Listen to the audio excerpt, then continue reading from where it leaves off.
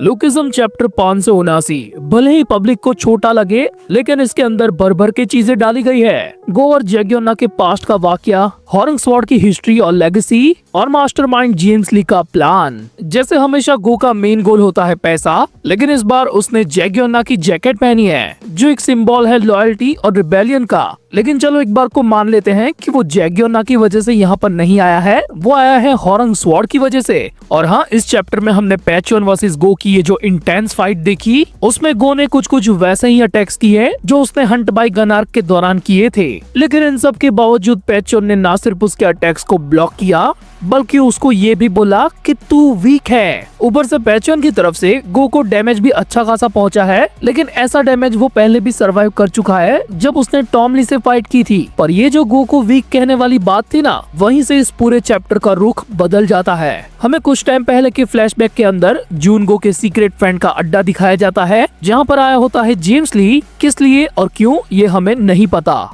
लेकिन according to me वो आया था हल्की फुल्की माइंड मैनिपुलेशन करने और गो की डायरेक्ट बेइज्जती करने। और उसने जो बात बोली वो तो भाई गो को तो छोड़ो, इधर मेरे दिल गुर्दे कलेजी में लग गई है। बंदा बेचारा गन को रोकने गया, गन अवेकन होके उसको पेल दिया। वो कीटे किम के साथ बुसान में गया तो कीटे किम ने अपनी खून वाली कुल्हाड़ी उसके सट पे पोंछ दी। और अभी ये मगरमच्छों की 7वीं औलाद कह रही है कि तू वीक है। पर गो की जेम्स के साथ जो वो कन्वर्जेशन थी ना, उसमें ये तो क्लियर हो गया कि गो को भी कहीं ना कहीं किंग के लेवल पर जाना है और उसे भी अच्छी खासी पावर चाहिए। पर उसको चूजन वन ना बनाकर और ऊपर से उसकी बेइज्जती कर जेम्स ने गो को ये जो कड़वे शब्द कहे हैं, वो आने वाले फ्यूचर की बिग वॉर को और ज्यादा सेटअप कर रहे हैं कि गो एंड मोमेंट पर या फिर मौका देखकर अपनी साइड को स्विच कर लेगा।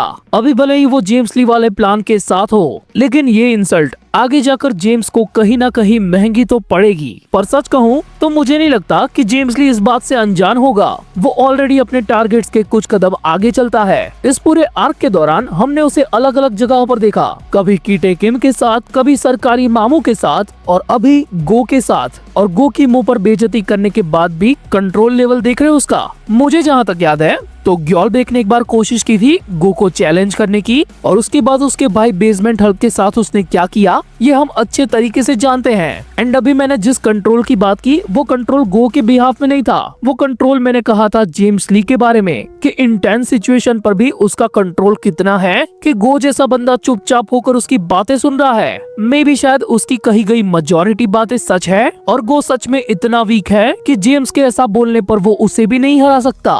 लेकिन जब उसकी पैचोन से भिड़त हुई उसके बाद उसने ये चीज खुद कबूल की कि कोई भी मास्टर तलवार के फ्लो को तोड़े बिना फिफ्थ फॉर्म को नहीं बना सकता। लेकिन मेरे लिए ये बिल्कुल इजी है। और फिर पैचोन के कान पट्टे पर जो अटैक पड़ा, तब जाकर उसकी माइटी राजू वाली सारी हेकड़ी निकल गई। साले ने 3-4 चैप्टर से पका दिया था कि गैपियोंग किम को लेकर आओ या फिर यामाजाकी शिंगेन को लेकर आओ, उसके बिना मेरा कुछ नहीं होने वाला। इधर साइकिल के पाइप से अल्टीमेट लेवल की कटाई शुरू हो चुकी है ऑलरेडी। और गो ने इस चीज को साफ कहा कि मैंने पहले कभी इसको यूज नहीं किया, मतलब उसके पास इस चीज का एक्सपीरियंस नहीं है। पर फिर भी पहली बारी में ही गो ने काफी तगड़ी परफॉर्मेंस दी है। वो ऑलरेडी 1 घंटे के अंदर 50 से ज्यादा स्ट्रोक को मास्टर कर चुका है और अब इस बैटलफील्ड के अंदर भाई एकदम मोड में आ गया है कि मैं अब देखता हूँ कि उन 50 स्ट्रोक्स में से तो कितने तक झेल पाता है। अब गो के स्टेटमेंट से मुझे ऐसा लगता है कि गो ऑलरेडी अपने फिजिकल रूल को तोड़ चुका है। वो कम से कम गन के लेवल पर या फिर गन के लेवल के आसपास ऑलरेडी पहुंच चुका है। लेकिन हमारा सेकंड बॉडी डैनियल, जो घाई में फुल स्पीड में यहाँ पर आने के लिए निकला था, वो मस्त यहाँ पर आकर फाइटिंग एंजॉय कर रहा है। बट टेक्निकली उसका ये डिसीजन बिल्कुल सही है, क्योंकि अगर वो बीच में पड़ा तो उसका भी कट जाएगा। अब जब गो के पहले ही इतने खतरनाक अटैक के अंदर इसका कान उड़ चुका है, तो मुझे नहीं लगता कि ये 50 तक टिक भी पाएगा। वो बॉडी को भले ही जितना भी बोल ले कि ये इमॉर्टल है, but after all it's made in China.